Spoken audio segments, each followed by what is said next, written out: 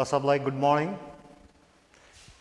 र हामीले previous क्लासेसमा reproduction को विषयमा गर्यो, टाइप्स अफ रिप्रोडक्सन गर्यो र टाइप्स अफ रिप्रोडक्सन गर्दा चार प्रकारको रिप्रोडक्सन मैले गराएर अथवा बुझाएको थिएँ।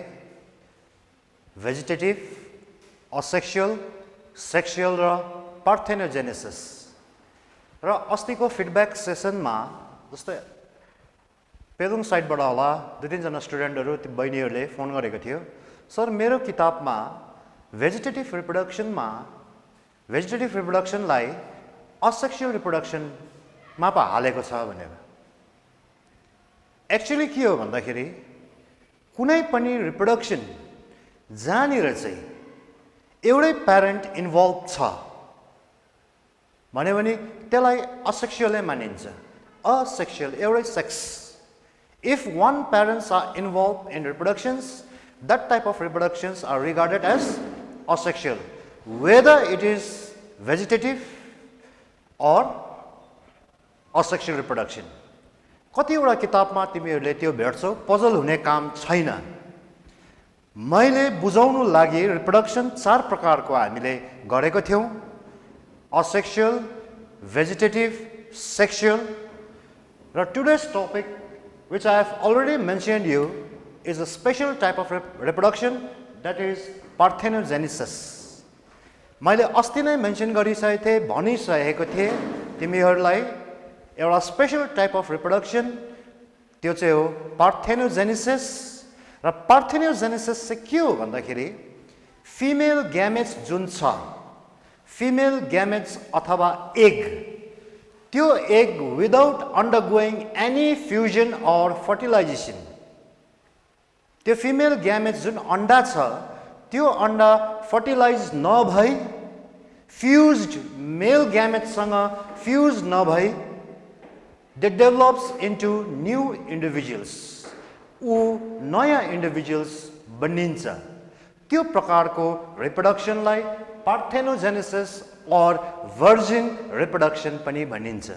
फेरि एकखेप बुझाइन्दैछु, पार्थेनोजेनेसिस खासमा कस्तो प्रकारको रिप्रोडक्सन रहेछ भन्दाखेरि स्पेशल रिप्रोडक्सन रहेछ, जहाँनिर चाहिँ फिमेल ग्यामेट्स एग अथवा ओभम अथवा female gametes without undergoing any fertilization or fusion with the male gametes develops into new individuals is known as parthenogenesis.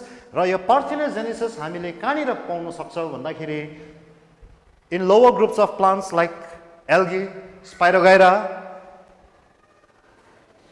एन्ड्समा पाउँछ, बीजमा पाउँछ, कमिलामा पायो, मौरीमा पाउन सक्दो रहेछ यो प्रकारको रिप्रोडक्सन।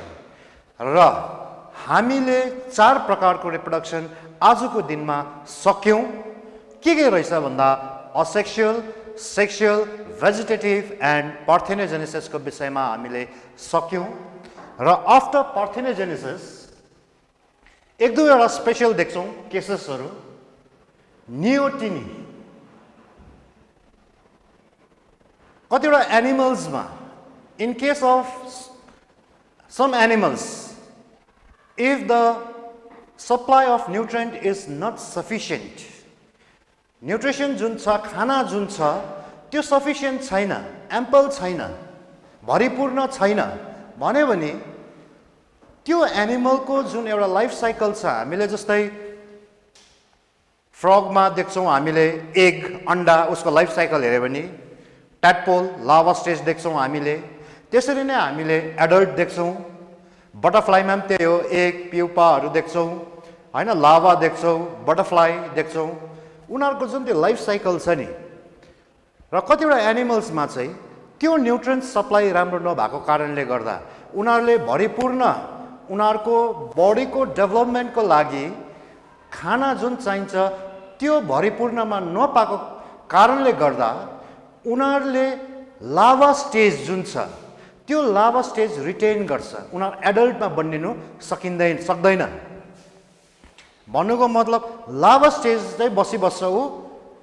फर इक्जाम्पल पुतली हो भने त्यो क्याटरपिलरमै बसिबस्छ, ऊ पंखा उसको पखेटा पलाएर उड्नु सक्दैन, ऊ लाभा स्टेजमै बस्छ। र जुन एनिमलले उसको लाभा स्टेज पर्मानेन्टली रिटेन गर्छ त्यो प्रोसेसलाई भनिन्छ नियोटिनी। र नियोटिनी भनेको फेरि एकखेप बुझाइँदैछु, retention of characteristics of larva stage permanently is called neoteny. मैले इक्जाम्पल एउटा यहाँ दिएको छु, एम्बायोस्टोमा टाइग्रेनियम। यो एम्बायोस्टोमा टाइग्रेनियम मैले किन इक्जाम्पल दिएको भन्दाखेरि this is the amphibians which looks more or less like lizards reptile. यो एउटा एम्फिबियन्स हो तर देख्दाखेरि चाहिँ यसलाई रेप्टाइल लिजर्ड छेपाराहरू जस्तो देख्छ, तर यो चाहिँ एम्फिबियन्स हो। मैले किन यो इक्जाम्पल दिएको भन्दाखेरि एम्फिबियन्समा एउटा क्वेसन आएको थियो, name one endangered species. Endangered species भन्नाले के बुझिन्छ भन्दाखेरि जुन स्पिसिज चाहिँ हराएर लुप्त भएर जानु आँटेको छ, एक्सटिङ्क्ट भएर, उसको डल्लै फ्यामिली नै एक्सटिङ्क्ट लुप्त भएर जानु आँट्ने स्पिसिजलाई हामी एन्डेन्जर्ड स्पिसिज भन्छौँ। र यो एम्बायोस्टोमा टाइग्रेनियम जुन छ this is an amphibians and it is a endangered species. यो एन्डेन्जर्ड स्पिसिज हो, यसलाई जोगाउनु पर्छ, यो हराएर गइसकेको छ। यो स्पिसिजमा के देख्छौँ भन्दाखेरि आयोडिन, उसको पानीमा आयोडिन कम्ती छ भने उसको ग्रोथ डेभलपमेन्ट हुँदैन, ऊ पर्मानेन्टली केमा बस्छ, ऊ लाभा स्टेजमै बस्दिन्छ। र त्यो प्रोसेसलाई अथवा पर्मानेन्टली उसले के गर्यो, लाभा स्टेज रिटेन गर्यो, त्यसलाई भन्दो रहेछ नियोटिनी। र आज एउटा नयाँ इक्जाम्पल तिमीहरूले एम्फिबियन्सको इक्जाम्पल देऊ त भन्यो भने दुईटा स्पिसिसको नामदेखि तिमीहरूको भगभगिनु थाल्छ, केस कोन्याउनु थाल्छौ। के भन्छ भन्दा भ्यागुता छेपा के अरे पाहा, फ्रग एन्ड टोड भन्छौ तिमीहरूले। र आज एउटा अर्को एम्फिबियन्सको पनि नाम थाहा पायो, एम्बायोस्टोमा टाइग्रेनियम। लोकल नाम थाहा भएन मलाई यो। यी देख्दाखेरि लिजर्ड जस्तो रेप्टाइल जस्तो देख्छ बट एक्चुअली दे आर एम्फिबियन्स। एम्बायोस्टोमा टाइग्रेनियम किनभने यो स्पटेड हुन्छ। त्यसरी नै लाभा स्टेजमै उनीहरू रिप्रोड्युस हुनुपर्छ। उसो भए लाभा स्टेजमै उनीहरूको के हुन्छ, सेक्स रिप्रोडक्टिभ अर्ग्यानहरू म्याच्योर्ड हुन थाल्छ। लाभा स्टेजमै उनीहरूको सेक्स अर्ग्यानहरू डेभलप भएर म्याच्योर्ड हुन्छ। After the maturation of sex reproductive organ they reproduce in larva stage only. उनीहरू लाभा स्टेजमै उनीहरूको रिप्रोडक्टिभ अर्ग्यानहरू म्याच्योर्ड भएर उनीहरू रिप्रोड्युस हुन्छ। र त्यो प्रोसेसलाई चाहिँ पेडियोजेनेसिस। उसो पेडियोजेनेसिस चाहिँ it's a mode of reproduction in larva stage. Larva स्टेजमै कुनै पनि अर्ग्यानिजम चाहिँ रिप्रोड्युस हुँदैछ भने त्यस्तोलाई चाहिँ पेडियोजेनेसिस भन्दो रहेछ। इक्जाम्पल लिभर फ्लुक, यो जुन जुगा छ पकको लिभरमा, इभन हाम्रो लिभरमा पनि, या सिपको लिभरमा, हाम्रो लिभरमा भन्दा पनि सिपको लिभर, पकको लिभरमा पाइने जुन छ द्याट इज लिभर फ्लुक। यो लिभर फ्लुक पनि लाभा स्टेजमै रिप्रोड्युस हुँदो रहेछ। र त्यो प्रकारको रिप्रोडक्सनलाई पेडियोजेनेसिस। फेरि एकखेप बुझाइँदैछु, रिप्रोडक्सन च्याप्टर गर्दाखेरि हामीले in general asexual, sexual, vegetative, parthenogenesis सक्यो। तर मलाई यो दुईटाको विषयमा बताउनु थियो, नियोटिनी र पेडियोजेनेसिस। नियोटिनी भनेको के रहेछ थाहा पायो, जब कुनै पनि स्पिसिस अथवा एनिमलले पर्मानेन्टली उसको लाभा स्टेज रिटेन गर्छ या लाभा स्टेजमै बस्छ त्यसलाई भनिँदो रहेछ neoteny. After neoteny, if the sex organ gets matured in larva stage and they reproduce, such type of reproduction is known as pediogenesis. र हाम्रो रिप्रोडक्सन चाहिँ यहाँ आएर हाम्रो कम्प्लिट भयो। आफ्टर रिप्रोडक्सन के हुन्छ, दुईटा आफ्टर रिप्रोडक्सन, सेक्सुअल रिप्रोडक्सन, दुईटा gametes, male gamete, female gamete आएर फर्टिलाइज्ड हुन्छ, फ्युज हुन्छ।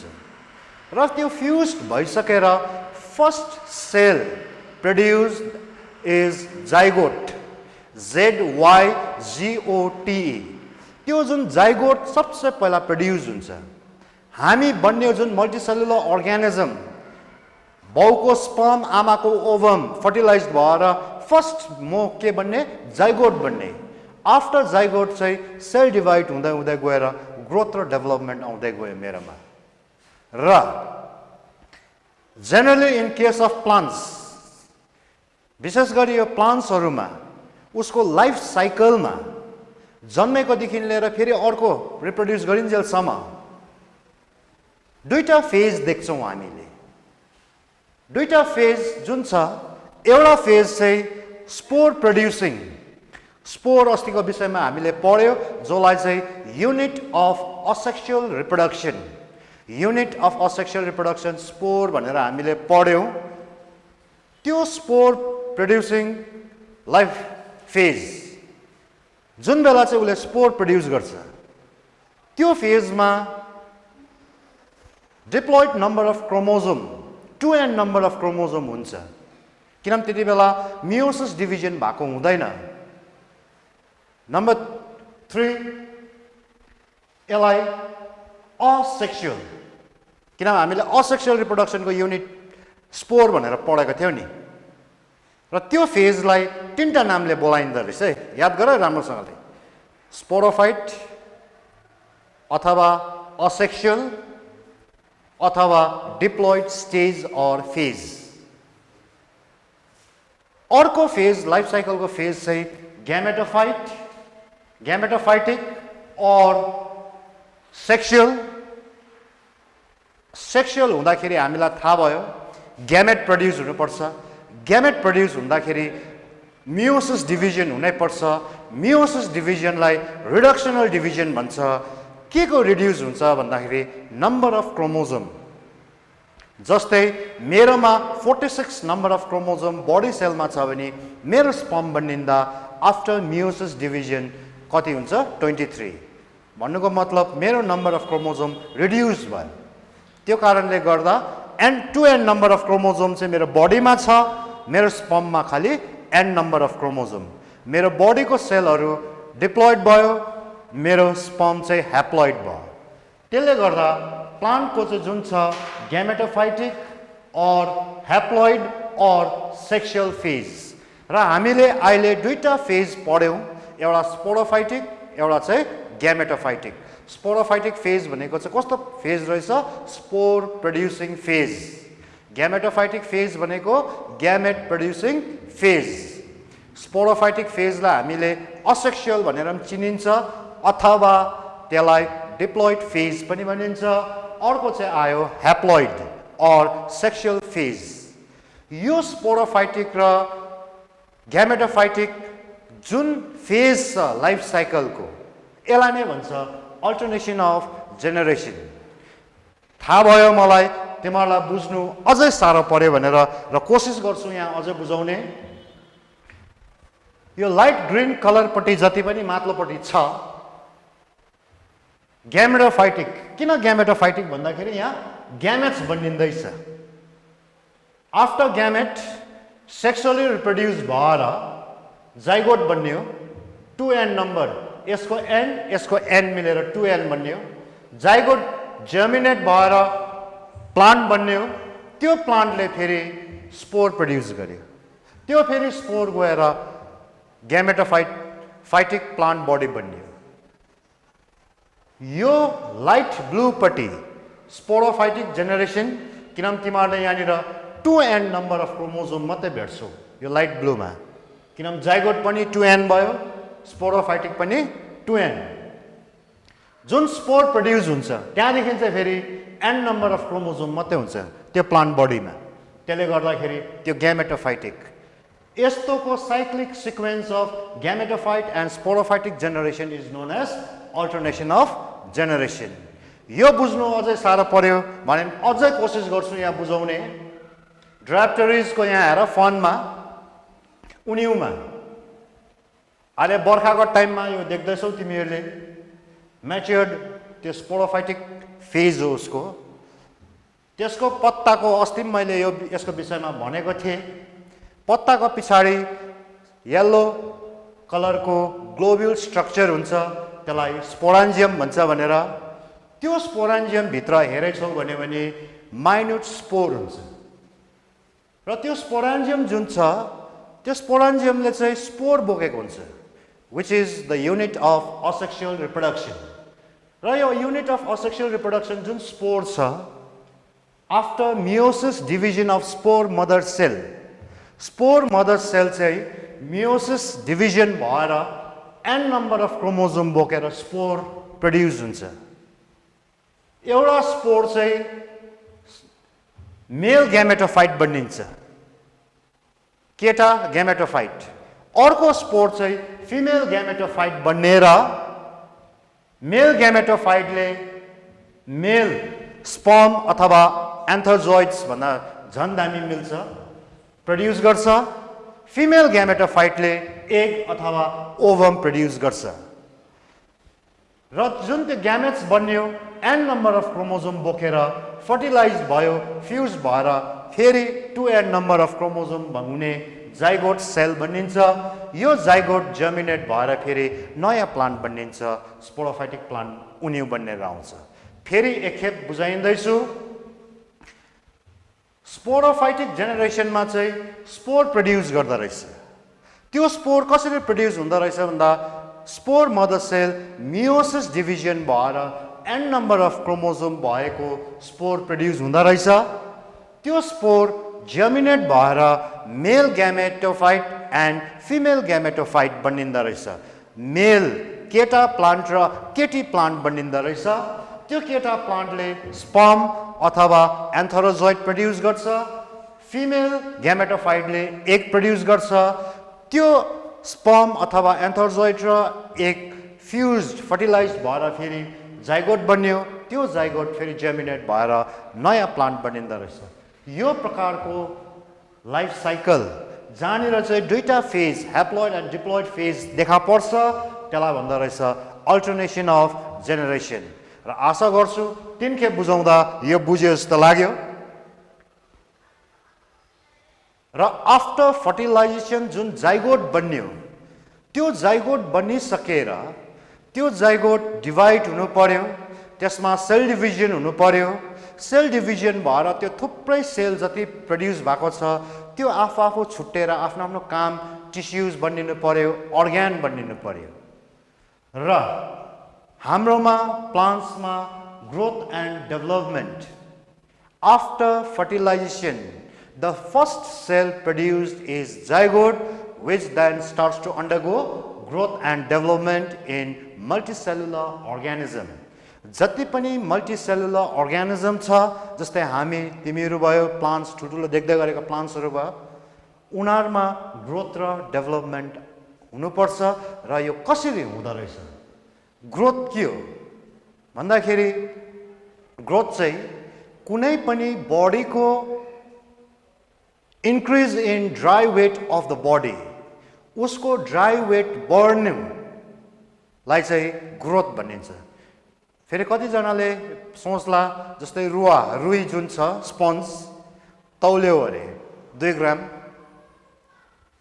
पानीमा डुबाएर फेरि तौल्यो अरे 5 ग्राम भयो अरे र तिमीहरूको मनमा भइरहेको रुवाको ग्रोथ भयो भनेर त्यो रुई या त्यो स्पन्जको ग्रोथ भएन किन भएन इन्क्रिज इन ड्राई वेट होइन त्यो प्रकारकोलाई हामी ग्रोथ मान्दैनौँ ग्रोथ हुनु लागि कुनै पनि इन्डिभिजुअलको के हुनु पर्यो इन्क्रिज हुनु पर्यो कस्तो वेट हुनु पर्यो ड्राई वेट र यो सबै इन्क्रिज इन ड्राई वेट चाहिँ कसले गराउँछ भन्दा उसको प्रोटोप्लाज्मिक एक्टिभिटिजले through protoplasmic activities if the individuals gain its dry weight it is known as growth कुनै पनि प्रोटोप्लाज्मिक एक्टिभिटिजले कुनै पनि इन्डिभिजुअलको ड्राई वेट इन्क्रिज हुँदैछ भने त्यसलाई ग्रोथ भनिन्छ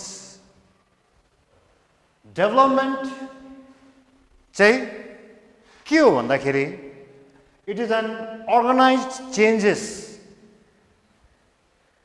कुनै पनि सेल डिभाइड भएर जब मासुको थुप्रो बनिन्छ इन्क्रिज इन सेल क्वान्टिटेटिभली भन चाहिँ ग्रोथ भयो after growth that group of cells has to be separated according to their functions according to their shape and size after growth चाहिँ जुन थुप्रिन्छ सेल त्यो सेल चाहिँ छुट्टिनु पर्छ डिफरेन्ट टिस्युज अर्गानमा डिफरेन्शिएट हुनु पर्यो त्यो प्रोसेसलाई चाहिँ भनिन्छ डेभलपमेन्ट र मैले यहाँ डेभलपमेन्ट के लेखेको छु it is the organized changes which occurs through cellular differentiation and growth. Growth or development, they are very much related to each other. Growth, भन्नुको मतलब quantity increase हुनु रहेछ, development qualitatively increase हुनु रहेछ खासमा. र growth के कारणले हुन सक्छ भन्दाखेरि number 1 cell division. अस्ति हामीले माइटोसिस डिभिजन गर्दा it is usually meant for growth भनेको थियौ नि माइटोसिस डिभिजन भएर जुन नम्बर अफ सेल इन्क्रिज हुन्छ increase in number of cell को बढ्नु भनौँ न त्यसलाई चाहिँ भन्छ हाइपरप्लासिया अथवा increase in number of cell hyperplasia भनेको मतलब सेलको नम्बर इन्क्रिज हुनु के कारणले गर्दा सेल डिभाइड भएर र ग्रोथ नम्बर 1 सेल डिभिजनले गर्दा हुँदो रहेछ 2 number after cell division that premature cell has to undergo certain changes in its length, breadth, volume. जब त्यो न्यूली बोर्न सेल छ त्यो न्यूली बोर्न सेलमा चेन्जेस आउनु पर्छ उसको लेन्थ इन्क्रिज हुनु पर्यो ब्रेथ इन्क्रिज हुनु पर्यो भोल्युम इन्क्रिज हुनु पर्यो र त्यसलाई चाहिँ भन्छ cell elongation or hypertrophy number 1 फेरि ग्रोथ के कारणले हुनु पर्दो रहेछ सेल डिभिजनले 2 number after cell division that particular cell has to undergo maturity period, that is cell elongation or hypertrophy भनेको चाहिँ के रहेछ भन्दाखेरि सेलको लेन्थ ब्रेथ भोल्युम इन्क्रिज हुनु लागि र यति भइसकेर चाहिँ त्यो सेलहरू डिफरेन्शिएट हुनु पर्यो different cell different tissues different अर्गानमा बनिनु पर्यो त्यो चाहिँ सेल डिफरेन्शिएसन अर डेभलपमेन्ट र हाम्रो ह्युमन डेभलपमेन्ट जुन छ यो प्रकारको छ किनभने तिमीहरूको लास्ट पेजमा रहेछ यो हामी जन्मेकोदेखि लिएर 2 to 3 इयर्स यो मेडिकली WHO ले आफ्नो राखेको छ है फेरि कतिवटा किताबमा 1 to 2 इयर्स देख्छौ बुझ्यो हैन यो चाहिँ कन्ट्री हेरी खासमा राखेको छ डेभलप कन्ट्रीजमा अलिक कम्ती छ डेभलपिङ कन्ट्रीजमा अलिकति एजहरू बेसी राखेको छ भनेको मतलब यो फेजको जस्तै इन्फेन्सी भनेको बेबी पिरियडमा जन्मेकोदेखि लिएर 2 वर्ष अथवा 3 वर्षसम्म चाहिँ इन्फेन्सी पिरियड हो जहाँनिर चाहिँ हाम्रो मसल्सहरू विक हुन्छ सेन्टर अफ ग्राभिटी राम्रोसँगले फर्म भएको हुँदैन र त्यति बेला हामी बामे सर्न सिक्छौँ हिँड्नु सिक्छौँ बस्नु सिक्छ त्यो फेज अफ लाइफ त्यहाँनिर हाम्रो कतिवटा अर्ग्यानहरू वेल डेभलप भएको हुँदैन आफ्टर इन्फेन्सी यो चाइल्डहुड स्टार्ट्स चाइल्डहुड चाहिँ 3 वर्षदेखि लिएर 12 वर्षसम्म चाइल्डहुड मान्छ हाम्रो डेभलपिङ कन्ट्रिजमा WHO को आफ्नै छ फेरि उता डेभलप कन्ट्रिजको आफ्नै छ तर इन जेनरल 3 वर्षदेखि 12 वर्ष चाहिँ चाइल्डहुड 3 वर्षदेखि 7 वर्ष अथवा 5 वर्षसम्म चाहिँ अर्ली चाइल्डहुड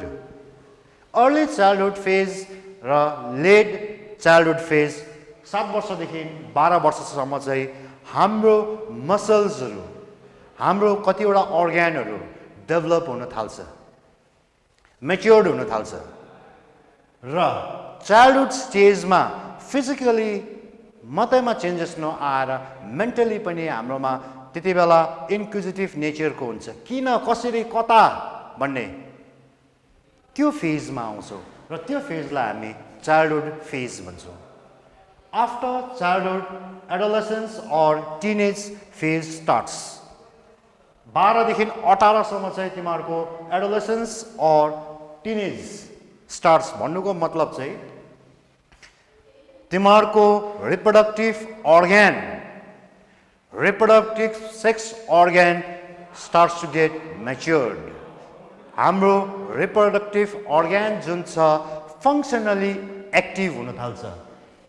बेबी स्टेजमा चाइल्डहुड स्टेजमा हुँदैन, रिप्रोडक्टिभ अर्ग्यान इनएक्टिभ हुन्छ। After you enter in adolescence phase your reproductive organ starts to get active. Physically changes आउनु थाल्छ। केटाहरू मस्कुलर हुँदै गयो, हाम्रो भोइसमा घोर्ले स्वर आउँदै जान्छ र फिजिकली साथसाथै मेन्टली पनि हामी चेन्ज देख्छौँ। हाम्रो यो फेजमा हामी अपोजिट सेक्ससँग एट्र्याक्ट हुन थाल्छौँ। हाम्रो जिटिएच गोनाडोट्रोपिक हर्मोनको सिक्रेसन एकदमै ज्यादा हुन्छ र यो फेज जुन छ हामी मस्कुलर हुँदै जान्छौँ, हाम्रो सोल्जहरू ब्रड हुँदै जान्छ, दाढी पलाउन थाल्छ, जुङ्गा पलाउन थाल्छ एडोलेसेन्स फेजमा। र एडोलेसेन्स फेज चाहिँ 12 to 18 इयर्स मानिन्छ, तर हाम्रोमा नि। र after 20+ you will enter into adulthood, independent फेजमा पसेर जान्छौँ एडल्टहुडमा। त्यहाँदेखि यो लेट 60s तिर तिमीहरूको ओल्ड अथवा सेनिसेन्स डेटोरेटिङ फेजमा पस्छौ। बुढो हुँदै गयो, सेल पनि डिभाइड हुनु छोड्यो, ग्रोथ पनि हुँदैन, तिम्रो मसल्सहरू सेल्सहरू डेटोरेट हुँदै जान्छ। त्यो चाहिँ एजिङ, बुढो हुँदै गएको। अब त्यहाँदेखि चाहिँ लास्टमा गएर नाकमा रुई खान्छौ। र ह्युमनको यो चाहिँ एउटा के हो, फेज अफ डेभलपमेन्ट। हामी जन्मेकोदेखि लिएर मरेकोसम्म हाम्रो लाइफ साइकलमा कुन कुन प्रकारको फेज आउँदो रहेछ त्यसको विषयमा र आई होप तिमीहरूले राम्रोसँगले बुझ्यौ होला। र आजको दिनमा चाहिँ हामीले कन्टिन्युटी अफ लाइफमा जति टपिक थियो त्यो सबै सक्यो। र आज म नयाँ च्याप्टर स्टार्ट गर्न सक्दिनँ किनभने टाइम छैन, त्यसले गर्दा आज यति नै। सबलाई थ्याङ्क यू।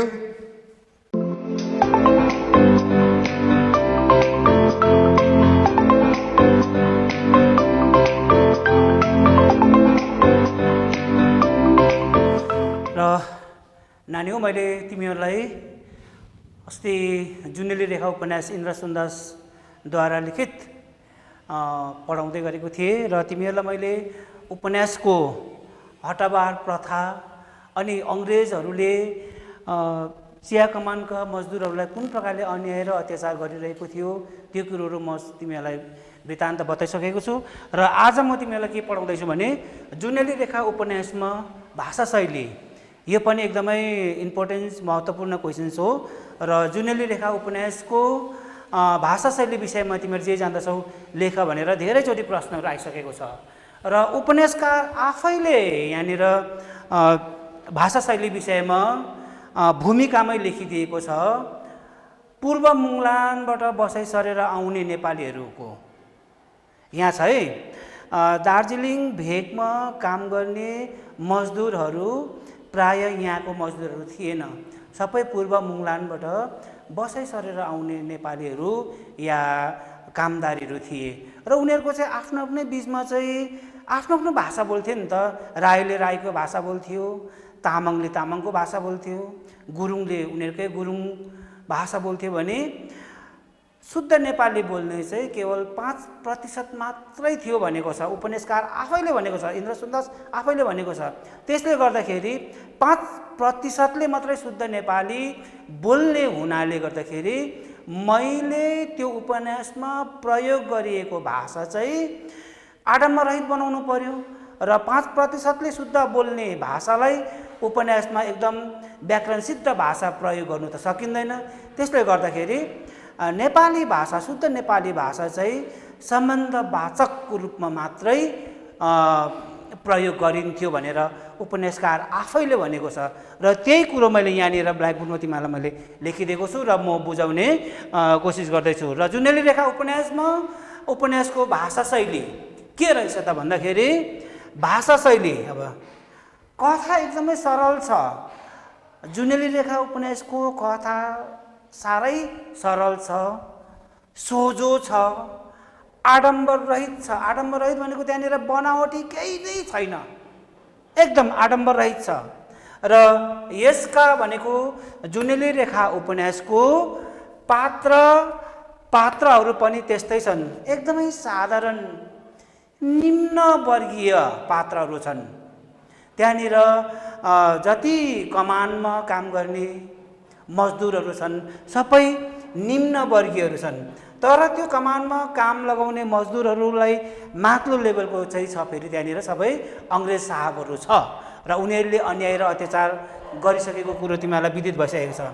र तिनका वार्तालाप भनेको उनीहरूमा एकाअर्कामा के कस्तो प्रकारले चाहिँ उनीहरू बातचित मार्थ्यो त्यो कुरोहरू। तिनका वार्तालाप पनि त्यस किसिमकै छ। एउटा नपढेको मान्छेले, एउटा अशिक्षित व्यक्तिले ठुलो कुरो गरेको यहाँनिर छैन। उनीहरूको बोली दिमाग जुन छ त्यही प्रकारको तिनीहरूको वार्तालाप भनेको तिनीहरूको बोली वचनहरू पनि त्यस किसिमकै छ र आडम्बर रहित छ, पहिल्यै भनिसकेको छ। र पूर्व मुङलानमा बसाइ सरेर हेर है, पूर्व मुङलानमा बसाइ सरेर बसोबासो गर्ने मानिसहरूमध्ये केवल 5% मात्रको नेपाली नै मातृभाषा हुनाले, पूर्व मुङलानबाट बसाइ सरेर बस्ने मानिसहरूको खालि 5% मात्रको चाहिँ नेपाली नै मातृभाषा हुनाले तिनले झर्रो नेपाली बोल्थे। 5%ले शुद्ध नेपाली बोल्न सक्थे, तर बहुसङ्ख्यक 95% मानिसहरूले चाहिँ विभिन्न जात हुनाले, अघि मैले भनिसकेको छु राई, लिम्बू, नेवार के छ त्यहाँनिर, तामाङ,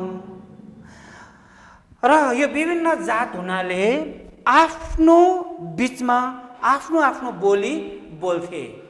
उनीहरूको मदर ल्याङ्ग्वेज, उनीहरूको आफ्नो मातृभाषा बोल्थे। नेपाली भाषा जनसाधारणले बोल्ने खालि एउटा सम्बन्धवाचक माध्यम बनेको थियो। नेपाली भाषा त खालि सम्बन्धवाचक, कसो के कस्तो के त्यो प्रकारको सम्बन्ध राख्ने मात्रै चाहिँ नेपाली भाषा थियो। कति बेला भन्दाखेरि जुनेली रेखा उपन्यास लेखिएको समयमा, यहाँ अस्ति नै भनिसकेको छ, जुनेली रेखा उपन्यास कहिले भन्दाखेरि भारत स्वतन्त्र हुनुभन्दा निकै वर्ष अघिको कुरोहरू हो यो।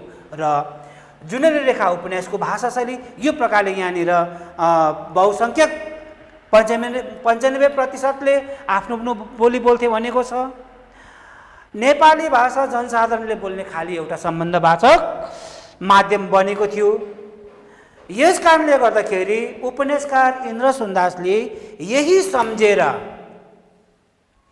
त्यही कुरोलाई ध्यानमा राखेर तिनले कुराकानी गरेका ठाउँमा व्याकरण सिद्ध भाषा नचलाएर जनसाधारणले आफ्ना व्यवहारमा प्रयोग गर्ने भाषा प्राय जस्ताको तस्तै राख्ने चेष्टा गरिएको छ। कुरो बुझ्यो यो तिमीहरूले? यो जुन 95% भन्ने कुरो आइसकेको छ र यहाँनिर उपन्यासकारले यस्तो प्रकारको त्यहाँनिर जनसमूह भएको ठाउँमा व्याकरण सिद्ध भाषा चलाउन सकेन। किन सकेन भन्दाखेरि उपन्यासमा पहिल्यै भनेको छ, उपन्यास एकदमै आडम्बर रहित छ भनेको छ। त्यहाँनिर कुनै त्यहाँनिर केही नक्कल झक्कल त्यहाँनिर बनावटी केही पनि छैन। यथार्थवादी उपन्यास पनि भनेर भनिसकेको छ। यथार्थवादी उपन्यासको कारणहरू के चाहिँ हुँदो रहेछ भन्दाखेरि यो कारणहरू पनि हो। त्यहाँनिर जे छ जस्तो देखेको छ त्यही कुरोलाई यहाँनिर प्रयोगमा ल्याइएको छ। अनि अर्को कुरो छ, दार्जिलिङ भेगमा प्रयोग हुने भाषा र शब्द जस्ताको तस्तै राख्ने चेष्टा गरिएको छ। हाम्रो यो दार्जिलिङ भेगमा जुन प्रकारले हामी बोल्छौँ ठाडो ठाडो प्रकारको त्यस्तै भाषा नै त्यहाँनिर उपन्यासमा पनि प्रयोग गरिदिएको छ। चल्ती भाषालाई संवादमा प्रयोग गरेर उपन्यासकारले यथार्थवादमा आधारित यो उपन्यासको पृष्ठभूमि हो भन्ने कथनलाई पुष्टि गरेका छन्। भूमिकामै लेखेको छ उपन्यास जुनेली रेखा उपन्यास के भन्दाखेरि यथार्थवादमा आधारित यो उपन्यास भनिएको छ। यथार्थवादको एउटो कुरो चाहिँ के रहेछ भन्दाखेरि त्यो जनसाधारणले जस्तो प्रकारले जे प्रकारले प्रयोग गरेको छ त्यो भाषाहरूलाई जस्ताको तस्तै राखिदिएको छ। चल्ती भाषालाई संवाद भनेको उनीहरूको त्यो डायलगमा प्रयोग गरिदिएको छ हैन। र यथार्थवादमा आधारित यो उपन्यासको पृष्ठभूमि हो भन्ने कथनलाई पुष्टि गरिदिएका छन्। यसमा पाइने स्थानीय भाषाको शब्दहरू यस्ता छन्। अब त्यहाँनिर स्थानीय मानिसहरूले कुन प्रकारले चाहिँ बोल्थे त, कस्तो कस्तो भाषाहरू प्रयोग गर्थे भनेर भन्दाखेरि त्यहाँनिर जस्तो यहाँनिर क्षमा भनेको छ, 6 एकर मुहाकर क्षमा भनेको छ। क्षमा भनेको क्षमा गर्नु, मलाई क्षमा गरिदेऊ भनेको। लेख्नु पनि त क्षमा थियो, अक्ष महाकर क्षमा थियो, तर उनीहरूले बोल्दाखेरि के भनेको छ, मलाई क्षमा गर भन्यो। क्षमा यहाँ भने, यहाँ आकर चन्द्र यहाँ भन्यो, यहाँ भन्नु खोजेको यहाँ भन्नु खोजेको। लेख्न पर्ने थियो यहाँ य चन्द्रबिन्दु आकार यहाँ लेख्नु पर्थ्यो, तर उपन्यासकारले के लेखिदियो यहाँ भनेर लेखिदिएको छ। चल्ती भाषा दार्जिलिङ भेगको चल्ती भाषा यहाँनिर यो प्रकारले प्रयोग गर्यो। आइमे भन्यो यहाँनिर आ छटाई मयकर आइमे, तर आइमाई हो त्यो। आ छटाई मयकर बढाई आइमाई। तिमीहरू अरे, तिमीहरू भनेको नि खास गरी तिमीहरू भन्नु खोजेको, तर तिमीहरू भन्थ्यो यहाँनिर। चोचे भनेको छ, चोचे भनेको बुझ्छ, हामी अहिले पनि भन्छौँ चोचे। सुँगुरलाई के भन्छ चोचे, चोचेको मासु खाने त्यो साहबहरूले त्यहाँ भनेको छ। ठुलो खसी, ठुलो खसु भनेको गोरु। र यो प्रकारले चल्ती भाषालाई जस्ताको तस्तै प्रयोग जुनेली रेखा उपन्यासमा उपन्यासकारले गरेको छन्। कतिवटा ठाउँमा भने यहाँनिर के छ भने उर्दू भाषा, उर्दू शब्दहरू पनि प्रयोग गरिएको छ। यो चाहिँ अलिकति उपन्यास पढ्दाखेरि खट्किन्छ अब हामीलाई चाहिँ, किनभने उसले भनेको छ त्यहाँनिर निम्न वर्गीय मानिसहरू, कमानमा काम गर्ने मानिसहरूले उर्दू भाषा त बोल्नु नसक्नु पर्ने हो कतिवटा, र त्यो तर पनि त्यो चल्ती भाषाहरू त्यहाँनिर प्रयोगमा चाहिँ ल्याइदिएको छ। जस्तो यहाँनिर छ खुसदिल, नबोल्नु पर्ने थियो होला सायद, मुक्लिस, खुसमिजाज, सबुर, यो शब्दहरू पनि त्यहाँनिर प्रयोगमा हामीले जुनेली रेखा उपन्यास पढ्दाखेरि पाउँछौँ। खुसदिल, मुक्लिस, खुसमिजाज, सबुर, यो प्रकारको भाषा पनि त्यहाँनिर प्रयोगमा आएको छ। यो एक दुईवटा भाषाले यो प्रयोगमा आउँदा चाहिँ अलिकति कता कता उपन्यास पढ्दाखेरि खट्किएको चाहिँ हुन्छ। र भाषा शैली यो प्रकारको छ, तिमीले बुझ्यौ होला। म फेरि पनि यहाँनिर भनिदिँदैछु, याद गर्नुपर्ने चाहिँ के छ भने पूर्व मुङलान, यो कुरो त ल्याउनै पर्यो। पूर्व मुङलानमा बसाइ सरेर आउने मानिसहरूको केवल 5% मात्रै नेपाली नै मातृभाषा थियो। अरू बहुसङ्ख्यक 95% चाहिँ विभिन्न जातको हुनाले उनीहरूको बिचमा आफ्नो आफ्नो भाषा प्रयोग गरेको छ। त्यसले गर्दाखेरि उपन्यासकारलाई एउटा के पर्यो भन्दाखेरि जुन प्रकारको त्यहाँनिर पात्रहरू छ त्यही प्रकारको भाषा त्यहाँनिर प्रयोग गर्नु पर्यो। उनीहरूको जुन क्यारेक्टर छ त्यही प्रकारको त्यहाँनिर भाषा प्रयोग गर्नु पर्यो। आडम्बर रहित उपन्यास भनिसकेको छ, यथार्थवादमा आधारित उपन्यास भनेको छ। त्यसले गर्दाखेरि दार्जिलिङ भेगमा प्रयोग गरिने भाषा जस्ताको तस्तै उपन्यासमा तिमीहरूले पाउन सक्छौ। र यो इक्जाम्पल्सहरू, यो उदाहरणहरू चाहिँ तिमीहरूले लेखेकै हुनुपर्छ ल। र भाषा शैलीको विषयमा यति।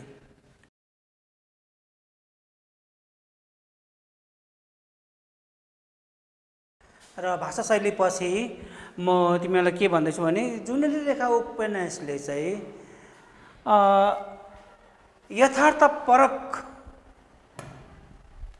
किन भनियो भन्दाखेरि त्यहाँनिर कतिवटा दार्जिलिङको ठाउँहरूको नामहरू यहाँनिर लेखिदिएको, तिमीलाई याद गर्नै पर्ने कुरो हुनाले मैले यहाँनिर ब्ल्याकबोर्डमा लेखिदिएको छु, उल्लेख गरिदिएको छु। र यथार्थवादमा आधारित उपन्यासको कतिवटा ठाउँको पृष्ठभूमिहरूको वर्णन गरिएको हुन्छ र उपन्यासकार आफैले नै भनेकै कुरो म फेरि यहाँ भन्दैछु, जुनेली रेखालाई कतिपय ऐतिहासिक तथ्य बोकेको यथार्थपरक रचना मान्न सकिन्छ। ऐतिहासिक घटनालाई ऐतिहासिक तथ्य बोकेको छ जुनेली रेखा उपन्यासले र एउटा निर्दिष्ट समय र स्थानसित सम्बन्धित तथा उपन्यासकार स्वयंले देखेका, यो कुरो मैले अस्ति पनि भनेको छु, एउटा निर्दिष्ट समय र स्थानसित सम्बन्धित तथा उपन्यासकार स्वयंले देखेका, राम्रो बुझ्नु है, सुनेका र अनुभव गरेका यथार्थ घटनाहरूलाई कलात्मक ढङ्गमा एउटा काल्पनिक कथामा उनेर प्रस्तुत गरिएको पाइन्छ। उपन्यासकार इन्द्र सुन्दास आफैले देखेका, सुनेका, अनुभव गरेको कुरोहरूलाई एकमुष्ट पारेर जुनेली रेखा उपन्यास तयार गरिएको छ। अनि उपन्यासमा वर्णित वा उल्लेखित दार्जिलिङ सहरका रेल स्टेसन, अब हेर, उपन्यासमा वर्णन गरिएको उल्लेखित गरिएको दार्जिलिङ सहरका रेल स्टेसन, अहिले पनि हामी गयौँ भने रेल स्टेसन हामीले भेट्छौँ। रेल स्टेसन छ, थिएटर रोड छ, प्लाजा सिनेमा, तत्कालीन समयमा प्लाजा सिनेमा भनिन्थ्यो, वर्तमानमा रिङ सिनेमा, सिनेमा हलहरू त छ नि त अहिले पनि, त्यहाँनिर सिनेमा नचले तापनि। सोल्जर्स क्लब पनि छ त्यहाँनिर। केही वर्ष अघिसम्म जिल्ला परिषद कार्यालय भनेको छ, त्यो 80s को कुरोहरू हो। जिमखाना अहिले पनि छ त्यहाँनिर। प्लान्टर्स क्लब अहिले पनि छ। क्यापिटल थिएटर, क्यापिटल पनि छ नि है सर, क्यापिटल छ नि, क्यापिटल थिएटर पनि छ दार्जिलिङमा त्यहाँनिर। चौरङ्गी वा कन्नड सर्कट, कमर्सियल रो, चौरस्ता पनि छ, चोक बजार छ, आदि स्थान प्रतिष्ठान तथा जलपहाड छ, आलेबुङ पनि छ, लेबोङ सबै तथ्यात्मक छ। त्यो कुरोहरू यहाँ जति जुनेली रेखा उपन्यासमा दार्जिलिङको यी ठाउँहरूको वर्णन गरिएको छ, त्यो आज पर्यन्त पनि ती ठाउँहरू छन्। यसैले उपन्यास बढी तथ्यात्मक र यथार्थिक लाग्छ। त्यसले गर्दाखेरि यो उपन्यास जुन ठाउँहरूको वर्णन गरिएको छ त्यसले गर्दा यथार्थ सत्य नै छ भन्ने कुरा हामीलाई लाग्छ। केवल त्यहाँनिर कतिवटा कमानहरू र खोलाको नाम त्यहाँनिर वर्णन गरिएको छ, त्यो मात्रै काल्पनिक हो भनेर उपन्यासकार आफैले भनेको छ। केवल मेकी कमान, हेली कमान र सेती खोला मात्र काल्पनिक हुन्।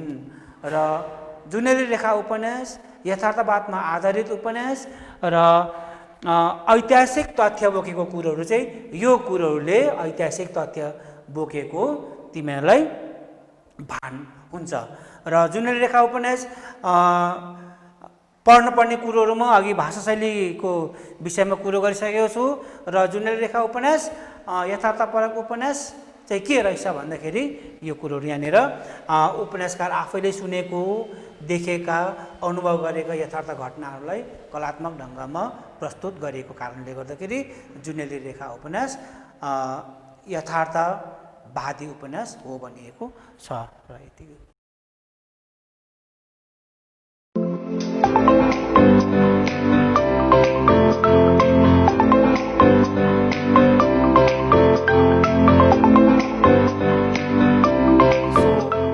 I am going to teach you the next exercise of quadratic search, that is exercise 9.2.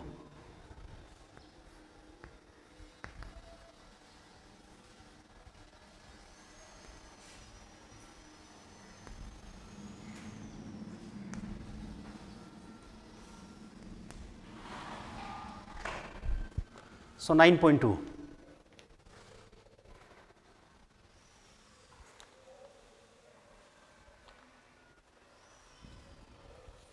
Question number 1.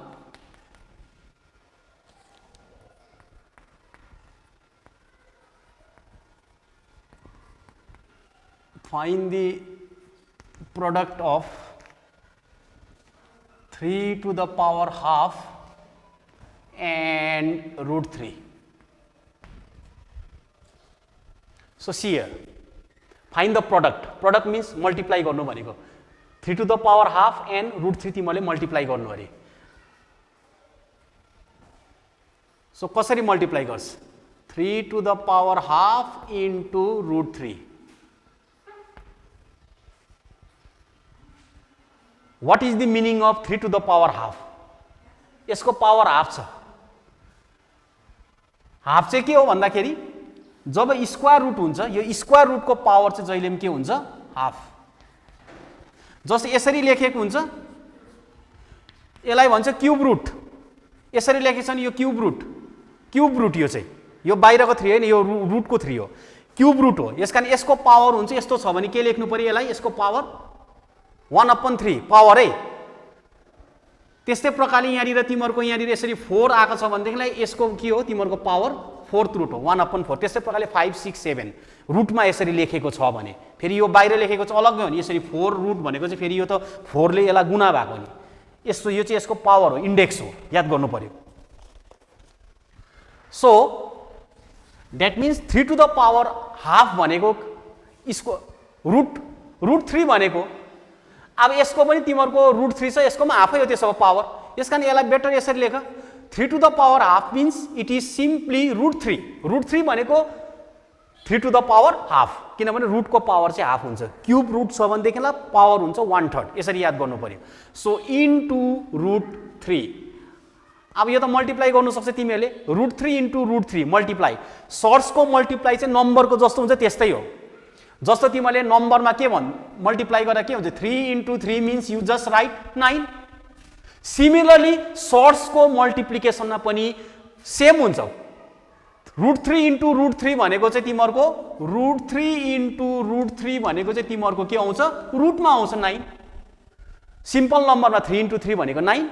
Root 3 into root 3 भनेको प्रडक्ट त्यसरी नै गुणा गर्छ 3 इन्टु 3 9 तर रुटमा लेख्नु पर्यो. यसकारण रुट 3 इन्टु रुट 3 भनेको चाहिँ तिमीले यहाँ के लेख्छ root 9. So square root of 9 त अब तिमीलाई थाहा छ स्क्वायर रुट अफ 9 भनेको कति हो 3 हो. So this is the answer. Basic कुराहरू एकदम बेसिक फन्डामेन्टल चीजहरु हामी सिक्दैछ अहिले. ठुलो प्रब्लम गरेको छैन हामीले सिम्पल फन्डामेन्टल चीजहरु सिक्दैछ.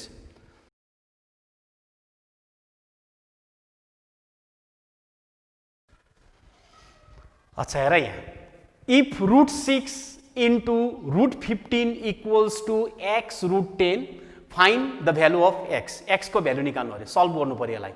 So since root 6 into root 15 equals to x root 10 यो दिएको छ तिमीलाई. अघि मैले भनिहालेँ यसलाई के गर्नुपर्छ हामीले सिम्पल प्राइम फ्याक्टर गर्दा पनि हुन्छ मल्टिप्लाई गर्दा पनि हुन्छ. तिमीले direct root 6 into root 15 direct गुणा गर्दा पनि हुन्छ रुट 90 15 इन्टु 6 90 भइहाल्यो. दिस इज इक्वल टु यहाँ आयो x root 10. This implies x equals to root 90 upon यो डिनोमिनेटरमा आउँछ root 10. क्यान्सलेसन पनि तिमीले सिम्पल गर्नु सक्छ. 10 ले 90 लाई क्यान्सल गर्यो नत्र यसलाई तिमीले अझै एक स्टेप लेख बुझ्नुको लागि हो भने रुट 90 भनेको कति हो ठिकै छ डाइरेक्ट क्यान्सल गरे भइहाल्छ बेसी किन बुझिरहनु.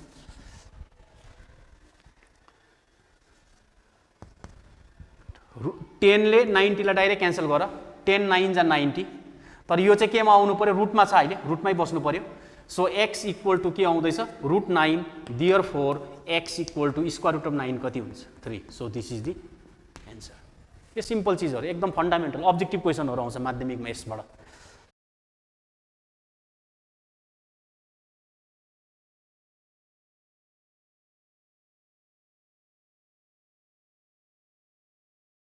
(25 minus x square) ये दिएको छ हेरे अब root 5 plus root 3 into root 5 minus root 3 equal to 25 minus x square.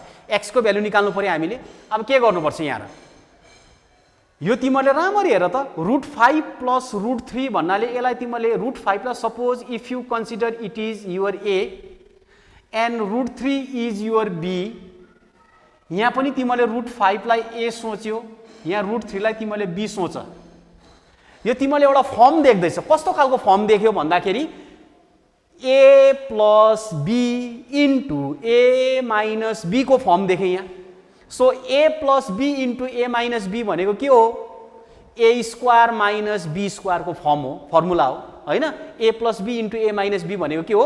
A square minus B स्क्वायरको फर्मुला अथवा ए स्क्वायर माइनस बी स्क्वायरको एक्सपान्सन हो होइन। सो यो देख्दैछ, यसलाई तिमीहरूले ए स्क्वायर माइनस बी स्क्वायरको फर्मुलामा लगेर पनि लेख्नु सक्छौ होइन। म यसलाई मल्टिप्लाई गर्छु, एक एकवटाले मल्टिप्लाई गर्छु भनेदेखिलाई तिमीले मल्टिप्लाई गर्नु पर्यो। √5 ले पहिला √5 माइनस √3 लाई मल्टिप्लाई गर्नु पर्यो, देन अगेन बाई √3 ले फेरि √5 माइनस √3 लाई मल्टिप्लाई गर्नु, but you will get the same thing, same चिज पाउँछ तिमीले। तर यसलाई तिमीले यसो हेर्दा चाहिँ फर्मुलामा छ भनेदेखिलाई चाहिँ हाम्रो टाइम पनि सेभ हुन्छ अनि वर्क गर्नु पनि सजिलो हुन्छ, त्यसरी गर्दा भयो। यसकारण मैले फर्मुलामा देखाइदिएँ मैले यो A plus be into A minus B भनेको मतलब A plus be into A minus B means A square minus B square, यसरी लेख्नु पर्यो रहेछ त्यसो भए। सो अब A plus be into A minus बीलाई अब हामीले त्यो फर्ममा लानु पर्यो, ए स्क्वायर माइनस बी स्क्वायरमा लेख्नु पर्यो। सो ए चाहिँ हाम्रो के हो भन्दाखेरि √5, that means this is our √5, यसको के लेख्नु पर्यो? ए को स्क्वायर हुँदैछ √5 को होल स्क्वायर माइनस बी हाम्रो √3, so in place of B we are writing √3, यसको पनि के हुनु पर्यो? Whole square. So A square minus B square equal to यो माथिको formula A plus be into A minus B हो। So this is equal to यहाँ आयो तिमीहरूको 25 minus x square. Okay, are you following me? So √5 square, अब यो फेरि बुझ्नुपर्छ हेर है, √5 स्क्वायर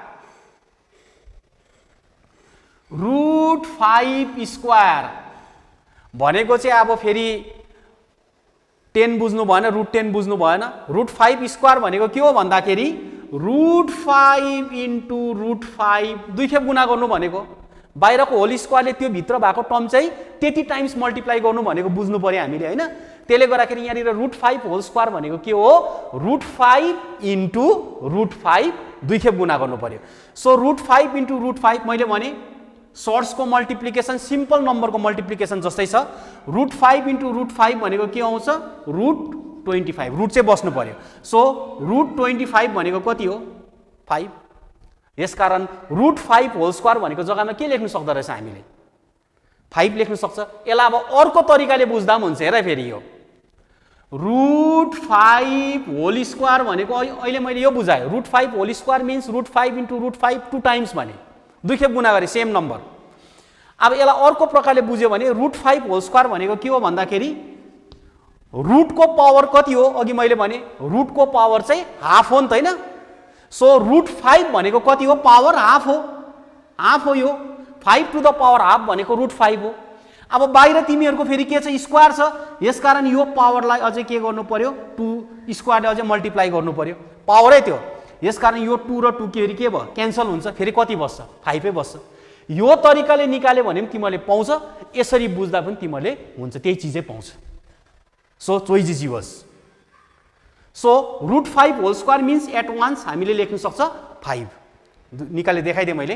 अनि √3 स्क्वायर पनि त्यस्तै प्रकारले के हुन्छ? 3। This is equal to 25 minus x square. So 5 minus 3 means 2 equals to 25 minus x square. So I am bringing unknown quantity on my left hand side. So I am bringing x square on my left hand side. So x square on transposition on my left hand side, it will be plus x square. So plus x square equal to 25. Then transpose this 2 on your right hand side, it will be minus 2. So x square equals to 25 minus 2.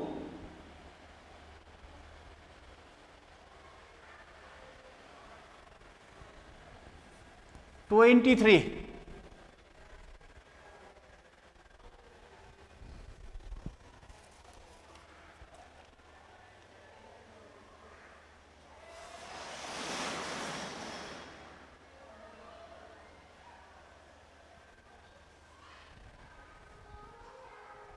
425 x equals to root over 23 plus minus.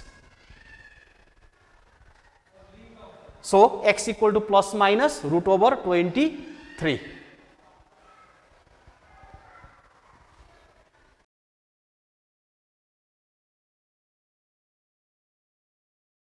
Find the product of 2 plus root 3 into 2 minus root 3.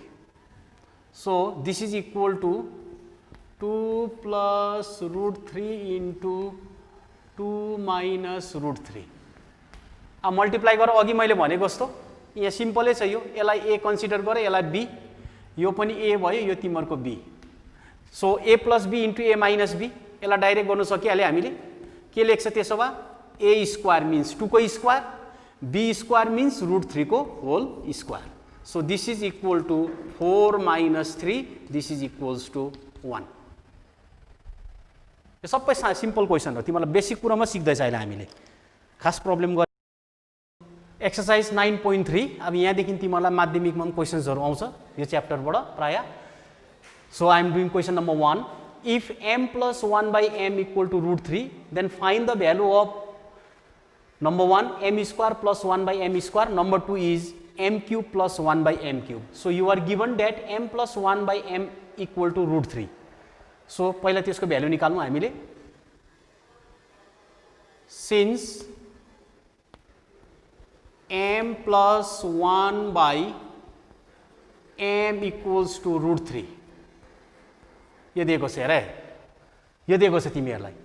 अब निकाल्नु पर्ने चाहिँ यहाँ यसो हेर त, m square plus 1 by m square means तिमीहरूको कन्सेप्टमा के आयो भन्दाखेरि a square plus b square दिएको जस्तो भयो. यसरी आउनु पर्यो, किनभने यो m स्क्वायरलाई तिमीहरूले a स्क्वायर सोच, 1 by m स्क्वायर भन्नु, m स्क्वायर भनेको चाहिँ यसलाई b स्क्वायर सोच. भन्नुको मतलब तिमीहरूलाई a प्लस b दिएको छ, तिमीहरूले निकाल्नु पर्यो a प्लस b को भ्यालु दिएको छ, तिमीहरूले निकाल्नु पर्यो a square plus b square को भ्यालु निकाल्नु पर्यो.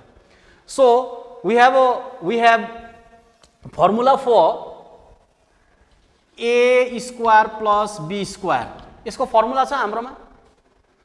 सो यसको फर्मुला के छ भन्दाखेरि एउटा फर्मुला छ a plus b whole square minus 2ab. One formula is this. फेरि अर्को पनि छ a square plus b square को फर्मुला छ a minus b whole square plus 2ab. That means we have two formulas for a square plus b square in terms of a plus b whole square and in terms of a minus b whole square. अब यो दुईटा formula छ, यसकै formula यो दुईटा. तर कुन चाहिँ फर्मुला चाहिँ हाम्रो यहाँ एप्लिकेबल छ त्यो चाहिँ अब हामीले हेरेर बुझेर गर्नु पर्यो. किनभनेदेखिलाई अब यहाँनिर मलाई दिएको छ m plus 1 by m भन्नु मतलब a plus b दिएको जस्तो भयो नि त. त्यसले गर्दाखेरि a प्लस b दिएको छ भनेदेखिलाई चाहिँ हामीले फर्मुला यो लाउनु पर्यो a square plus b square को. यदि तिमीलाई a माइनस b को दिएको छ भनेदेखिलाई तिमीले के लाउनु पर्यो, यो फर्मुला लाउनु पर्यो. So accordingly looking at the question we use the formula, related formula in that way. ठीक छ.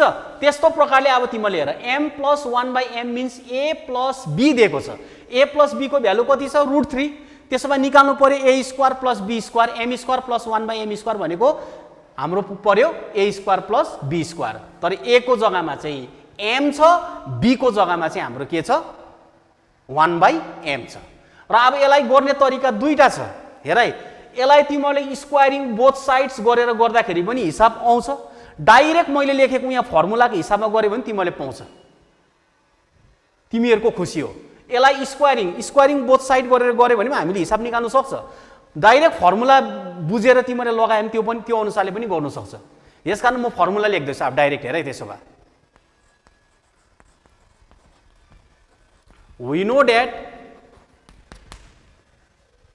know that के छ हाम्रो a भनेको m हो. यसलाई फर्मुलामा लगे मैले. अब a square means m square plus b square भनेको हाम्रो 1 by m स्क्वायर. यसको भ्यालु निकाल्नु छ हामीले. So a square plus b square equal to फर्मुलाले के भन्दैछ, यो फर्स्ट फर्मुला लाग्यो, सेकेन्ड लाग्दैन किन माइनस छ यहाँ. a plus b whole square. a means हाम्रो के हो, a त हामीले के सोच्नु भनेको छ m, b के सोच्नु भनेको छ 1 by m. त्यसले गर्दाखेरि यहाँनिर आयो हाम्रो a plus b whole square means m plus 1 by m whole square minus 2ab 2 into a means what? A is our m into b means our 1 by m. यस्तो भयो. So यो m र यो m न्युमरेटर र डिनोमिनेटरको cancel भइहाल्यो. So m plus 1 by m, m plus 1 by m को value दिएको छ तिमीहरूलाई कति √3. यसकारण यु पुट √3 हियर यसको प्लेसमा m प्लस 1 by m को जग्गामा √3 लेख्नु पर्यो. Then it's whole square -2. ठीक छ. So √3 square means what? अघि मैले भनिहालेँ रुटमा नम्बर छ बाहिर पावर स्क्वायर छ भनेदेखिलाई रुट अटोमेटिकली क्यान्सल हुँदो रहेछ, किनभने रुटको पावर हाफ हो, यो बाहिरको स्क्वायरसँग क्यान्सल मल्टिप्लाई हुँदा क्यान्सल हुँदैछ. यसकारण we can write √3 whole square means simply 3 minus 2. This is equal to 1. So the required value of m square plus 1 by m square is your 1.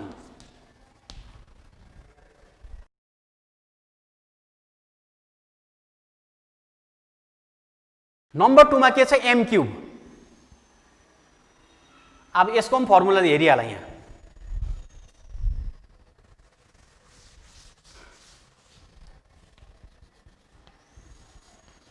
a cube plus b cube को form छ यो. अघि a square plus b square आयो, अब आउँदैछ तिमीहरूको a cube plus b cube. So a cube plus b cube को formula के छ? हामीले सानो क्लासमा पढेको छ, 7, 8, 9 मा पनि पढ्यो.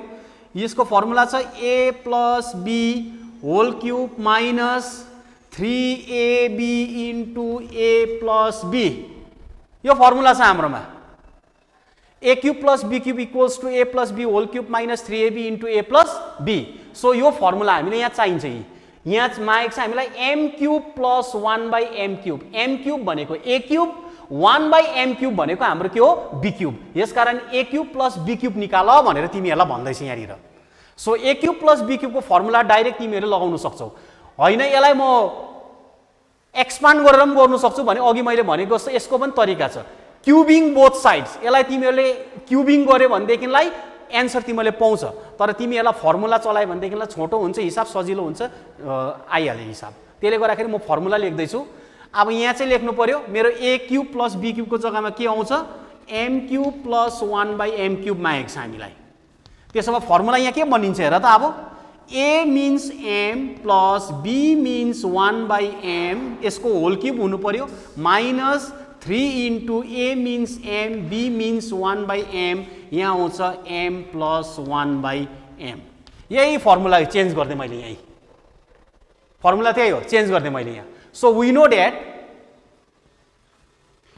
m cube plus 1 by m cube a cube plus b cube equals to formula के रहेछ ऊ मैले लेखिदिएको छु त्यहाँ a plus b whole cube means m plus 1 by m whole cube minus 3ab 3 into m into 1 by m into a plus b means m plus 1 by m. So this formula is applicable here. So अब हेर m plus 1 by m को value त यहाँ √3 दिएको छ. So यो m plus 1 by m को जग्गामा के पुट गर्नु पर्यो? √3. सो √3 को के हुनु पर्यो? यहाँ क्यूब छ यसकारण √3 को whole cube minus then this m and m will cancel each other. Numerator र डिनोमिनेटर को वाट रिमेन्स 3 इन्टु फेरि m प्लस 1 by m भनेको हाम्रो कति छ? √3. भ्यालु पुट गरे त्यहाँ. अब √3 क्यूब फेरि हेर यहाँ √3 क्यूब भनेको के हो भन्दाखेरि √3 इन्टु √3 गुणा गर्नु, यसको अर्थ हो √27. यस्तो भयो. √3 इन्टु √3 मिन्स √27.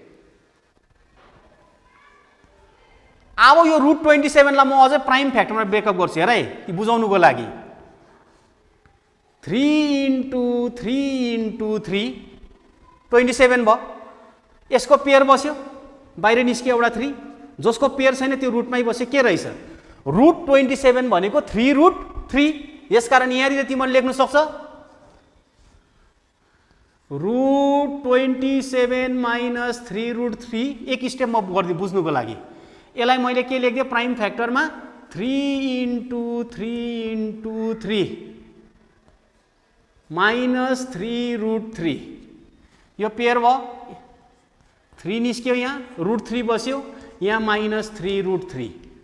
अब हेर त सेम छ यी लाइक सर्ट्स भयो पनि सिमिलर सर्ट्स भयो रुटभित्र नम्बर सेम छ त्यसले गर्दाखेरि 3 बाहिरको रेसनल फ्याक्टर पनि सेम छ भनेपछि घट्दा कसरी घट्छ बाहिरकोबाट बाहिरको रेसनल फ्याक्टरबाट रेसनललाई घटाउनु पर्यो भनेपछि 3 मा 3 घट्यो भने त के हुनु पर्यो 0 त्यसले गर्दाखेरि माइनस 3√3 र तिमीहरूको प्लस 3√3 क्यान्सल हुन्छ यसकारण यहाँ कति बस्यो 0 so 0 is your answer.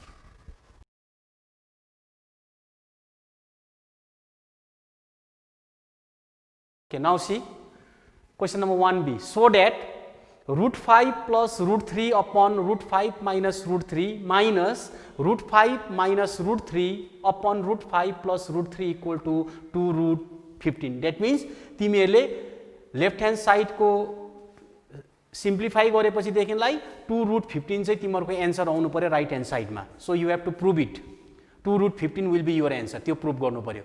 So म लेख्दैछु left hand side. So our left hand side is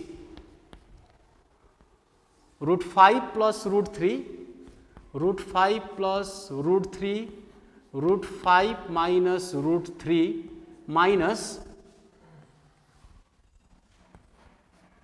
√5 minus √3 √5 plus √3। So यसलाई सिम्प्लिफाई गर्नु अब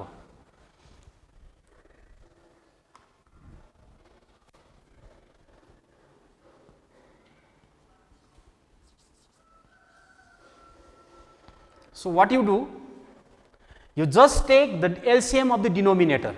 Denominator मा तिमीहरुको के छ √5 minus √3 छ अर्को छ √5 plus √3 छ यसको LCM निकाल्नु।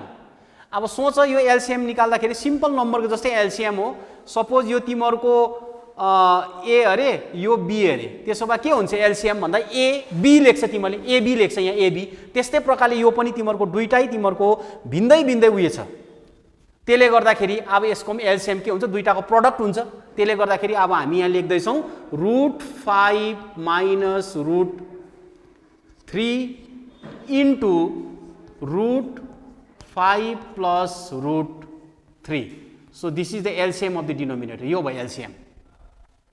अब LCM निकालेपछि के गर्छ हामीले नम्बरमा सिम्पल नम्बर सिस्टममा यसले डिवाइड गर्छ हैन डिनोमिनेटरले एलसीएम लाई डिवाइड गर्नु पर्यो। सो √5 minus √3 ले डिवाइड गर्यो भनेदेखिन यो क्यान्सल भयो वन टाइम गयो यहाँ के उब्रियो √5 plus √3 सो यो √5 plus √3 ले यो √5 √3 लाई के गर्नु पर्यो मल्टिप्लाई गर्नु पर्यो सिम्पल नम्बरको बुझ्नु पर्यो तिमीले √5 plus √3 √5 plus √3 into √5 plus √3 दुईटा सेम छ यसकारण यहाँ आयो √5 plus √3 को के आयो होल स्क्वायर √5 into √5 plus √3 को के आयो होल स्क्वायर √5 minus √3 ले डिवाइड गर्यो यो वन टाइम डिवाइड भयो के रह्यो √5 plus √3 उब्रियो सो √5 plus √3 ले यो माथिको √5 plus √3 लाई मल्टिप्लाई भयो सेम चीजलाई मल्टिप्लाई हुँदाखेरि त्यसको के आउँछ स्क्वायर आयो जस्तो a ले a लाई मल्टिप्लाई गर्यौं a स्क्वायर भएको जस्तै √5 plus √3 ले √5 plus √3 लाई मल्टिप्लाई गर्दाखेरि के भयो √5 plus √3 को पनि होल स्क्वायर। सिमिलरली अब यहाँ हेर अर्को साइन माइनस छ पुट साइन माइनस अब यसले डिवाइड गर्नु पर्यो √5 plus √3 ले डिवाइड गर्यो भने यो गयो यो क्यान्सल भयो वन टाइम अब के उब्रिँदैछ यहाँ √5 minus √3 √5 minus √3 इन्टु यो √5 minus √3 मल्टिप्लाई गर्नु पर्यो फेरि यो के हुन्छ तिमीहरुको √5 minus √3 को यो पनि के आयो होल स्क्वायर यस्तो भयो हामीले एलसीएम निकालेर अब सिम्प्लिफाई गर्दैछ है। Next step will be now look at here √5 plus √3 whole square छ जोडिँदैन यो अघि मैले भनेको छु सर्ट्स त्यति बेला जोडिन्छ जति बेला रुटमा नम्बर एउटै हुन्छ सर्ट्सको सबट्र्याक्सन त्यति बेला हुन्छ जब रुटभित्र नम्बर सेम हुन्छ। लाइक सर्ट्स हुनु पऱ्यो, सिमिलर सर्ट्स हुनु पऱ्यो। यस कारण यो यहाँ जोडिने कुरा पनि छैन, यो अनलाइक सर्ट्स हो। त्यसले गर्दाखेरि √5 + √3 होल स्क्वायर मिन्स यसलाई हामीले लानु पर्यो फर्मुलामा। √5 लाई तिमीहरूले ए मान, √3 लाई तिमीहरूले बी मान, यो आउँछ a + b होल स्क्वायर। यहाँ a + b होल स्क्वायरको फर्मुलामा एक्सपान्ड गर्नु पर्यो तिमीहरूले। सो a + b होल स्क्वायरको फर्मुला लाँदा के हुन्छ, a स्क्वायर भनेको √5 को होल स्क्वायर, a स्क्वायर यो भयो, प्लस 2ab, 2 * a भनेको हामीले के मानेको छ, √5 हो हाम्रो। First term is our a, second term is our b। So √5 * यहाँ आयो फेरि b भनेको √3 plus b square, b square means √3 को के हुनु पर्यो, होल स्क्वायर फेरि यो।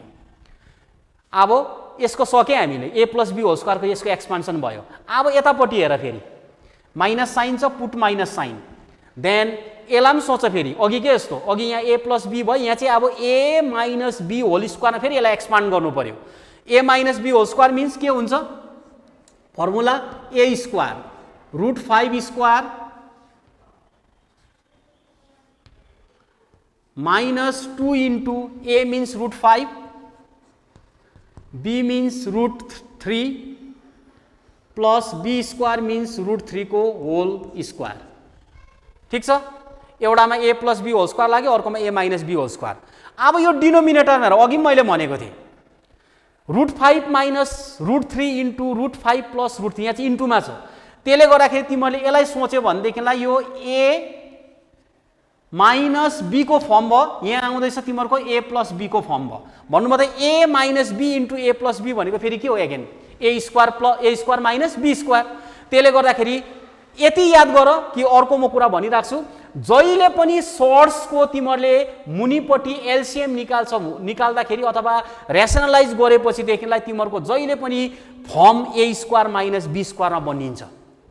यसकारण यो तिमीहरूले हेऱ्यो भने a - b, किनभने हेर a भनेको √5 भयो, b भनेको √3 भयो, सेम छ। त्यसले गर्दाखेरि a - b * a + b भन्नुभयो a square - b square. So यसलाई तिमीहरूले मल्टिप्लाई गरिरहनु पर्दैन, तिमीहरूले डाइरेक्ट मुनि के लानु सक्छ, तिमीहरूले a square - b square. So यसकारण यहाँ म लेख्दैछु √5 को पनि के लेखेँ, होल स्क्वायर। a स्क्वायर भनेको √5 whole square minus b square means √3 को के भयो, whole square.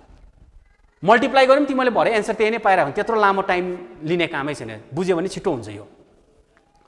So this is equal to √5 square भनेको सिम्पल के हो, 5, अघि मैले बताइसकेको छु, प्लस 2 √5 * √3 गुणा हुन्छ √15 प्लस √3 को स्क्वायर फेरि के भयो, खालि 3 मात्रै भयो, रुटमा नम्बर छ, बाहिर स्क्वायर छ भने त्यो नम्बर मात्रै बस्छ, रुट हटिहाल्छ। अघि मैले बताएको छु तरिका के हो, माइनस √5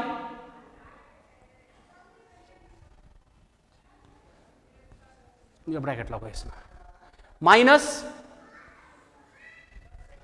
√5 को होल स्क्वायर, यो फेरि के भयो, 5 हो, माइनस यो आयो 2√15, यो भयो तिमीहरूको √3 को होल स्क्वायर 3, मुनि आयो √5 स्क्वायर भनेको फेरि कति हो, 5 माइनस यो आयो 3।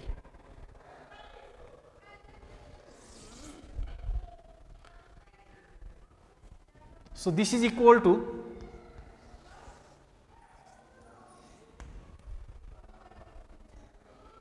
यो 5 इन्डिपेन्डेन्ट टर्म हो, यो 3 पनि के हो, इन्डिपेन्डेन्ट टर्म हो। यो 5 र 3 नम्बर हो, दुईटा जोडियो, 5 + 3 जोडियो, यो 2 जोडिँदैन, 2 चाहिँ किनभने यहाँ प्रडक्टमा छ, इरेसनलसँग प्रडक्ट जोडिँदैन। यो 5 र 3 इन्डिपेन्डेन्ट छ, एक्लै छ, यसकारण यो दुईटा चाहिँ तिमीहरूको जोड्यो, 5 + 3 तिमीले यु क्यान राइट 8, यो 8 भयो, प्लस यहाँ आयो 2√15, यतिकै लेख्नु, यो 2 जोड्नु हुँदैन किनभने 2 चाहिँ प्रडक्टमा छ, ऱ्यासनल र इरेसनलको प्रडक्ट हो यो चाहिँ, यसलाई फेरि जोड्नु भएन, प्लस माइनस, अब यहाँ हेर यो पनि भित्र जोडिदेऊ, 5 + 3 अघि के जस्तो 5 + 3 यो के भयो, फेरि 8 भयो, 8 माइनस 2√15 माइनस 2√15 मुनि छ 5 माइनस 3 भनेको 2. सो अब this is equal to 8 plus 2 root 15. अब हेर यहाँ यो साइनले मल्टिप्लाई गरिदियो भित्रको डल्लैलाई. Minus into plus 8 minus 8 minus into minus 2 root 15 2 root plus 2 root 15 अपन 2. So this is equal to हेर यो प्लस 8 छ यो माइनस 8 क्यान्सल भयो दुईटा. यहाँ बसी तिमीहरूको 2 रुट 15 2 रुट 15 फेरि कस्तो खालको सर्ट्स भयो लाइक सर्ट्स अथवा सिमिलर सर्ट्स भयो. सो सिमिलर सर्ट्स छ भनेदेखिलाई addition and subtraction can be done. So त्यसले गर्दाखेरि यो दुईटा सर्ट्स सिमिलर भएको कारणले गर्दाखेरि यसको एडिसन हुन्छ. दुईटा प्लस छ त्यसले गर्दा एडिसन भयो. यहाँ एडिसन कसरी हुन्छ रेसनल पार्टको एडिसन. रेसनल पार्ट मिन्स यो 2 र 2 तिमीहरूको रेसनल पार्ट हो. यो रेसनल पार्टको एडिसन हुन्छ. इरेसनल पार्ट जे छ त्योसँगै बस्छ एट्याच भएर. So rational part 2 plus 2 means कति आयो 4 रुट 15 यो भयो अपन 2. सो अब यो 2 ले तिमीले यो 4 लाई डिभाइड गर्नु सक्छ 2 times. So this is equal to 2 root 15. What is to be proved 2 root 15. त्यसो भए हेर त हाम्रो लेफ्ट ह्यान्ड साइडबाट हामीले एन्सर कति पायो राइट ह्यान्ड साइडमा 2 रुट 15 पायो. यसकारण हाम्रो के भयो यो रिलेसन प्रुभ भयो. So therefore left hand side equals to right hand side. Proved. अब यहाँदेखि चाहिँ तिमीहरूको माध्यमिकमा अलिकति आउने 3 मार्क्सको क्वेसनहरू सुरु भएको छ. So if time permits I will do the rest problem in my next class.